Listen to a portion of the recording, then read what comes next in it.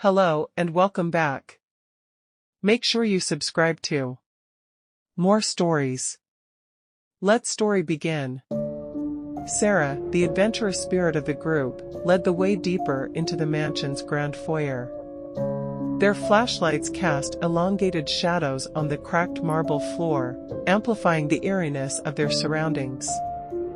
The walls, adorned with faded portraits of stern-faced individuals, seemed to close in on them, their eyes following the group's every move with an unsettling intensity.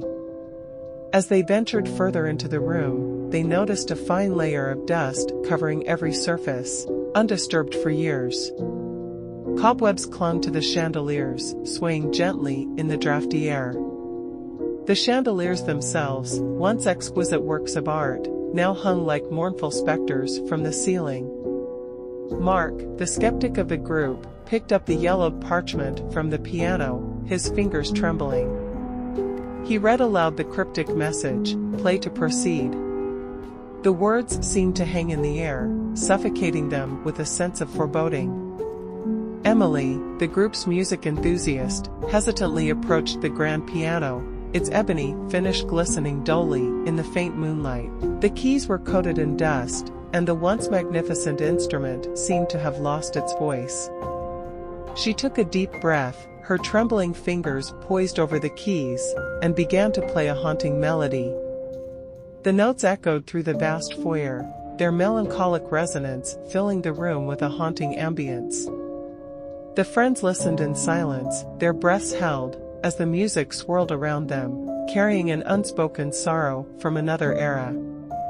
Suddenly, as the last note reverberated through the air, the floor beneath them gave way with a deafening crash. They screamed in terror as they tumbled into the abyss, their flashlights spinning wildly in the darkness. As they landed with a thud in the damp, underground chamber, disoriented and breathless, they struggled to regain their senses. The chamber was dimly lit by their flickering flashlights, revealing towering, moss-covered stone pillars that stretched endlessly into the murky darkness. The air was thick with the scent of dampness and mildew, and the chilling water that surrounded them sent shivers down their spines.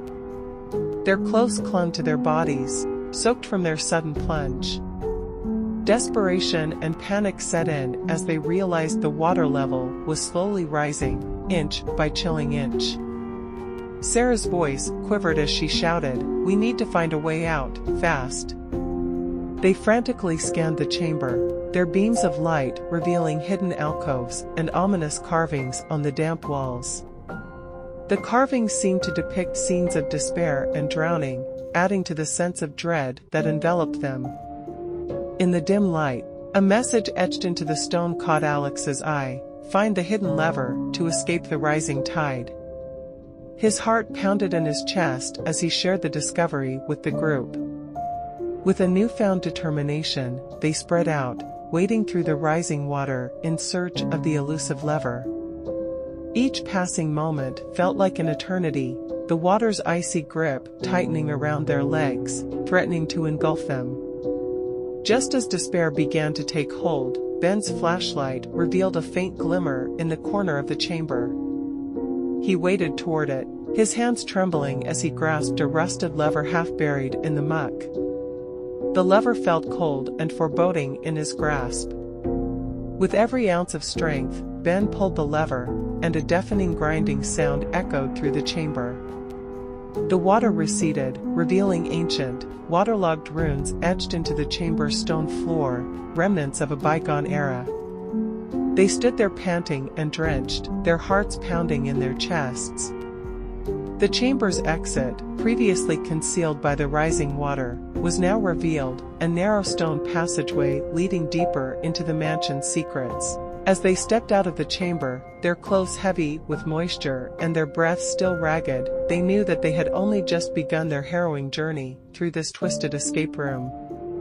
The mansion's malevolent secrets loomed ominously ahead, and the group braced themselves for the challenges that lay ahead in their quest for survival, their faith in their friendship and resilience now their only hope in the face of an unknown and sinister force that seemed determined to test them to their limits.